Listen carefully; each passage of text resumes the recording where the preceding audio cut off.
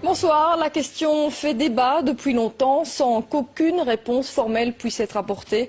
Il n'empêche, cette étude laisse perplexe. Des chercheurs de l'ULB ont exposé des fourmis à des ondes GSM. Très vite, les animaux sont non seulement désorientés, mais ils perdent de 50% de leur capacité, un résultat qui donne à réfléchir. Jimmy Méo et Kinerkan. L'expérience peut être réalisée très rapidement.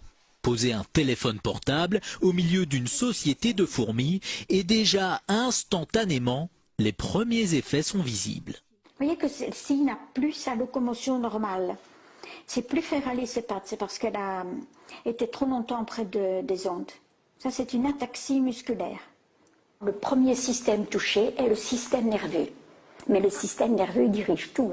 Il dirige la locomotion, il dirige la perception des signaux émis par les autres, il dirige le comportement, etc. Donc tout est affecté.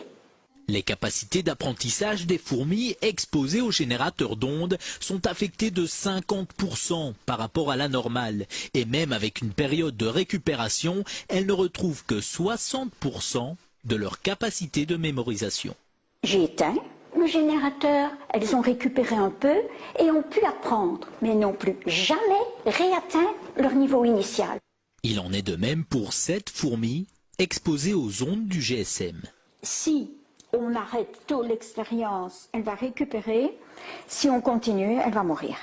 Les dangers pour l'homme sont aussi à prendre au sérieux. Par exemple, l'oreille à laquelle on colle notre téléphone est très sensible. Imaginez les structures que nous avons dans l'oreille. Nous avons des cellules ciliées dans l'oreille. Déjà dans l'oreille moyenne, la trompe d'Eustache, mais après, pour l'équilibre, pour le son, ce sont des cellules terriblement fragiles. Les conseils, éloignez votre appareil, pas d'utilisation pendant trop longtemps. Et contre les insectes nuisibles, un petit générateur d'ondes pourrait ainsi faire office d'insecticide.